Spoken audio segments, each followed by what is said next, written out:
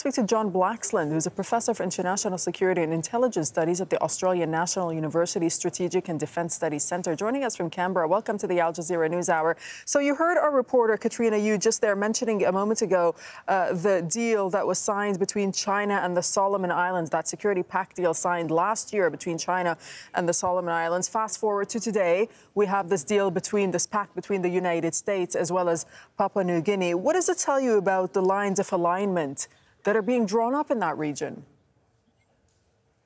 So there is unrestricted competition at play, and that can be seen as a positive or a negative. I'm actually seeing this as there's a silver lining to this. Papua New Guinea, Pacific Islands are getting more investment, more attention, more high-level visits, more commitments than they've seen in generations. So they must be pretty happy on a number of levels what's going on. But it's interesting, while the Solomon Islands has been the first to sign a pact with China, a security arrangement, former Foreign Minister Wang Yi did a lap of the Pacific in early 2022, thinking that he'd be able to sign a deal with the whole of the Pacific Islands Forum, set of countries, and failed dismally. And then Joe Biden then came up with the Pacific Partnership Program that managed to even get Manus Is from the Solomon Islands to come to the White House.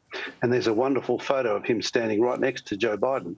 So there's a lot of gamesmanship going on here, a lot of opportunism, a lot of capitalisation on the offers that are being presented by both sides. Right. And Papua New Guinea, of course, let's not forget, Papua New Guinea it's an Australian ally. It's very close to Australia, and it's had a long-standing relationship with the United States going back to the Second World War. Right. Obviously, though, the devil is in the details, and so far the text of that agreement between Papua New Guinea and the U.S. has not been released, but it's expected to expand to allow the expansion of U.S. access to military as well as other facilities in Papua New Guinea. What message do you think that the military side of it sends to the region? There's two ways of looking at this, Dareen. One is that it's actually reassuring. There is a saying, which I'm a believer in, that weakness invites adventurism. And there is a sense that Papua New Guinea has actually been quite weak. So the United States, alongside Australia, perhaps looking to bolster Papua New Guinea's capabilities, is by and large arguably a significant contributor to stability.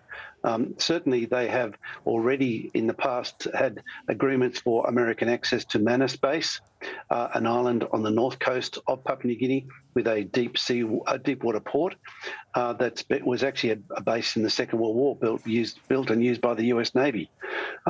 So, as I say, there's a long tradition of connections with the United States. But the United States has long neglected the Pacific, and we're seeing the resurgence of interest, which, it's kind of the silver lining to the dark cloud of geostrategic competition between China and the United States, which the Papua New Guineans, I think, by and large, are pretty happy about. That's what I wanted to ask you, in fact. I mean, is it possible for us to sort of gauge the response of the Papua New Guineans to this deal? Because according to some reports that I was reading, there have been questions over the lack of transparency over this pact and exactly what's in it. Yeah. So the thing is, there's actually a lot of lack of transparency over many things in government in Papua New Guinea.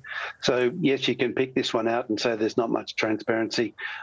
That's fair. But this is not out of the blue. But Marape has got a mandate. He's just recently been reconfirmed as Prime Minister.